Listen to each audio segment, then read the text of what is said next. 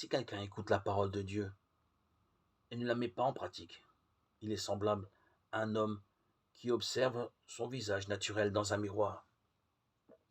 Il s'est observé lui-même, s'en est allé aussitôt. Il a oublié comment il était. Jacques 1, 23, 24.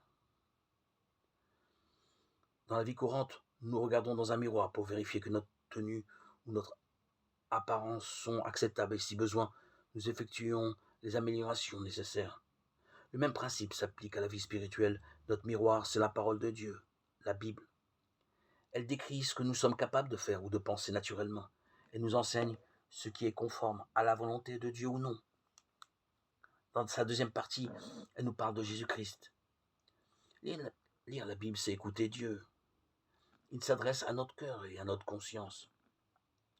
Le prophète Nathan a dû utiliser le récit de sa petite brebis de l'homme pauvre volée par l'homme riche pour éclairer la conscience de David, le roi qui avait gravement péché en prenant la femme d'un autre, voir 2 Samuel 12, 1, 7. Il doit lui dire « Tu es cet homme ». Le message de la parole de Dieu est un révélateur qui nous montre ce qui honore Dieu dans notre vie et nous encourage à persévérer.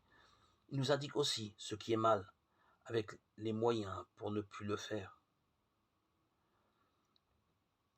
Nous vous proposons la lecture d'un court livre de la Bible très actuel, l'Épître de Jacques. Demandons à Dieu de nous aider à écouter avec attention ce qu'il nous dit, pour que spontanément, sans contrainte, nous souhaitions appliquer dans nos vies ce qu'il nous révèle dans sa parole. L'Épître de Jacques nous fait connaître la pensée de Dieu au sujet d'attitudes ou de comportements que l'on retrouve parmi nous, croyants.